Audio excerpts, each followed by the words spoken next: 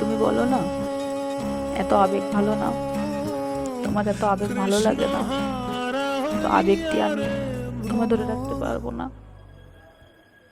এটা ঠিক, আমার যথেষ্ট ইমোশনাল, আমি প্রচন্ড ইমোশনাল।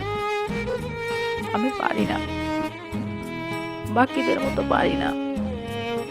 আজ একটা, কাল আর একটা, পরশু আর একটা, আমি এগুলো পারি না। আমি যাকে ভালোবাসবো সারা জীবন তার সঙ্গেই থাকবো। সে যদি আমার জীবনে না আসে তবে আর কেউ আসবে না।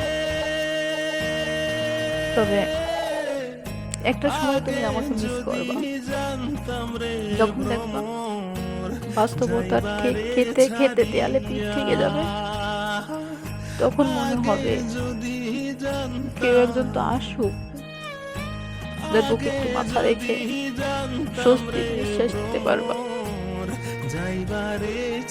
হয়তো ভুল করে হলেও আমার কথা সেদিন মনে পড়বে। জানি না ততদিন আমি থাকবো কিনা।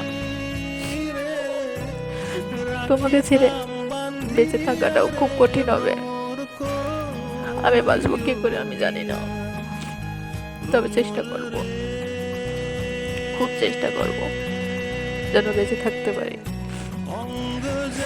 আর কিছু হোক বা না হোক, তোমার সেই বাস্তবতা ঠিক হওয়ার পর যখন কারোর বুক খুঁজবা, বুকে মাথা রাখার জন্য, একটু ঘুমানোর জন্য, আমি তোমার সেই আক্ষেপটা দেখতে চাই। ততদিন পর্যন্ত বাঁচতে চাই, তোমার জন্য অপেক্ষা করব। তোমার ফোনের জন্য না, যে তুমি আমাকে ডাকবে এই জন্য না, অপেক্ষা করবে এটা দেখার জন্য। তখন তুমি লিখো, সত্যি কি তোমার আবেগ পছন্দ হয় না? সত্যি কি আবেগ নেই? আবেগ ছাড়া জীবন চলে কি জানি, আমার তো চলে না। আমার খুব কষ্ট হয়, তোমাকে ছাড়া কষ্ট হয়, খুব কষ্ট হয় আমার। আমার দম বন্ধ হয়ে আসে, আমি কথা বলতে পারি না।